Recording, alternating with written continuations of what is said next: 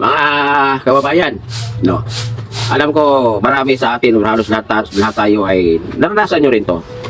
Kayo ba'y naranasan nyo na bang napanaginipan nyo yung mga taong matagal nang namatay? Tapos napanaginipan nyo sila. Madalas mo silang napapanaginipan. So yan guys, so, pag yan ang nangyayari sa inyo, pag nakapanaginip kayo ng mga ganyan sa mga taong patay, matagal lang namatay, at yun nga, isa lang ang ibig sabihin niyan guys, no, ay nanghihingi ng tulong sa inyo yan.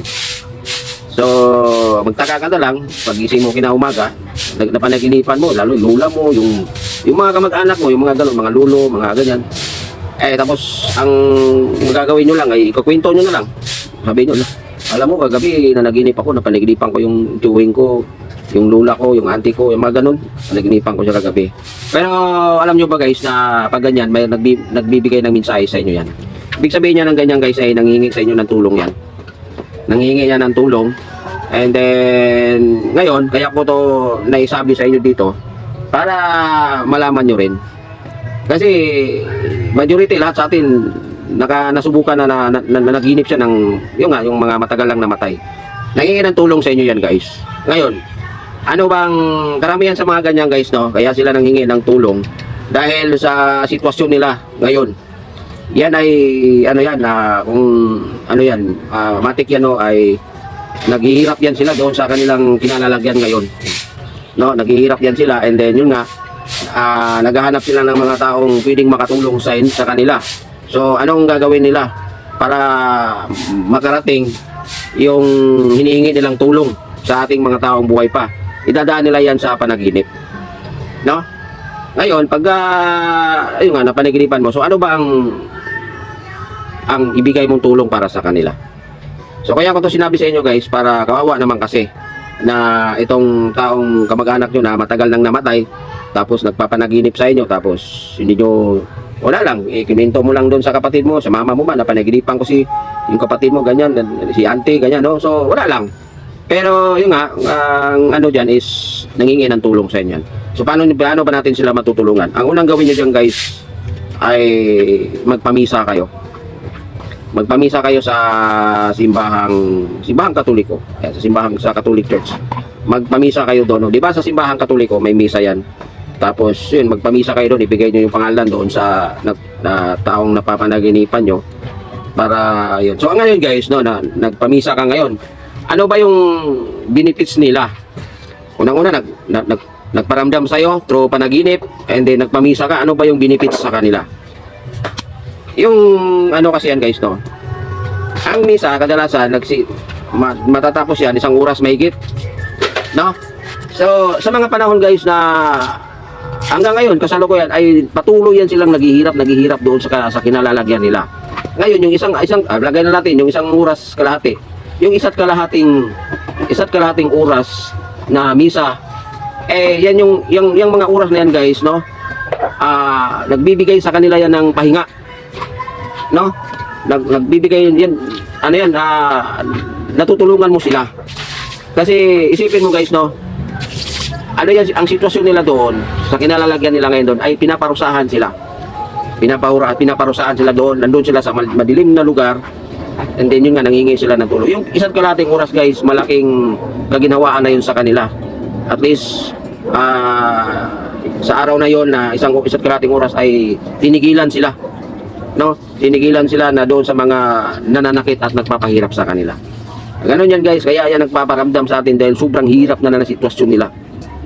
O ganon yan. So kayo guys, kung nangyari na sa inyo yan, and then napapanaginipan mo yung mga taong matagal nang patay, ang unang gawin nyo yan guys ay magpamisa kayo sa kanya, doon sa taong namatay. Kasi sigurado yan guys, no, naghihirap yan. Ganon yan guys, no? Isipin mo guys, no, pag namatay ang isang tao, sa loob ng 1 taon, 1 bisis lang yan ang pahinga, no? Araw lang ng mga patay. Sa mga araw ng mga patay, ano yan sila? Hindi yan sila pinapahirapan. So, nandun lang yan sila sa kung saan sila, nandun lang yan sila sa sementeryo. Nandun, tapos yung mga araw ng mga patay guys, napakaingay ng mga, dyan sa sementeryo, sa araw ng mga patay, napakaingay dyan. Ang ingay dyan. Pero ang nag-iingay dyan guys, hindi mga taong buhay. Ang nag-iingay dyan, yung mga taong namamatay na. Alam nyo kung ano yung sinisigaw nila. Bakit sila nag-iingay, no? Nag-iingay sila. Ano yung sinisigaw nila? Nangihingi sila ng kapatawaran. Nangihingi sila ng kapatawaran. No? Kasi ayaw na nila, kaya sila nang hingi ng kapatawaran. Kasi yun lang ang talagang paraan para hindi na sila makabalik doon sa lugar na kung saan ay pinapahirapan sila. Kaya napakaingay nila, nagsisigawan yan. Ayaw, bakit? Kasi tayo guys, ako pa yung mga kaibigan ako na nakakita sa kanila. Nakakakita sa kanila. And then, yun nga yung nakikita niya na pag araw ng mga patay ay napakaingay ng mga taong namamatay doon. Yung luha at sipo nila guys ay nagpapangabot, nagsisisi sa kanilang mga kasalanan, and then nanghihingi sila ng patawad talaga. So, kanino ba sila nanghihingi ng patawad? Eh, siyempre doon. No? Yung nasa taas. Ganon yung sitwasyon yan guys, no? So, kaya napaka-importante sa ating mga taong buhay pa yung araw ng mga patay, na talagang dapat mag-araw ng mga patay ay dalawin natin sila at mas maganda magpamisa ka kasi sa sementeryo kasi may mga pastor dyan na nag-aalok ng mga magpamisa sa mga patay. Alam nyo guys, no? Napaka-importante sa kanila yan doon sa mga taong patay na. Importante sa kanila yan. Yan ang sitwasyon guys sa araw ng mga patay sa sementeryo. Talagang ang ingay talaga. Nangihingi talaga sila ng kapatawaran kasi after ng pagkatapos ng araw ng pagkamata, no, araw ng mga patay, after niyan, babalik na naman sila doon sa sitwasyon na kung saan ay pinapahirapan. Pinapahirapan sila doon guys, no. Hindi sila makakita ng liwanag. So makakita lang sila ng liwanag sa araw lang ng mga patay. And after diyan, babalik na naman sila sa madilim na lugar at doon pinapahirapan sila. So yan guys, no. Mahalaga to guys, no, kasi hindi po pwedeng porket patay na sila ay baliwalain na lang natin sila, kalimutan na lang natin sila.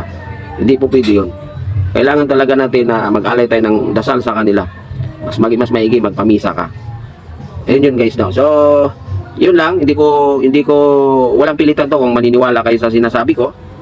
And then, nasa inyo na yan, no. Kung maniwala kayo, mas maigi, mas nakakabuti doon sa taong namatay na. Kasi guys, no, kung pag tayo naman ang namamatay, mararanasan din natin. Ano? Kung ano yung mga nararanasan na yung mga nauunang namamatay sa atin. So, pero may paraan dyan na hindi ka, dalawa lang kasi ang pwedeng mapupuntahan natin. Sa maliwanag na lugar at sa madilim na lugar. Pero, karamihan talaga, marami talagang mga taong namamatay na ang bagsak ay doon sa madilim na lugar. So, yun lang guys, no? Huwag niyong kalimutan, i-follow yung page ko.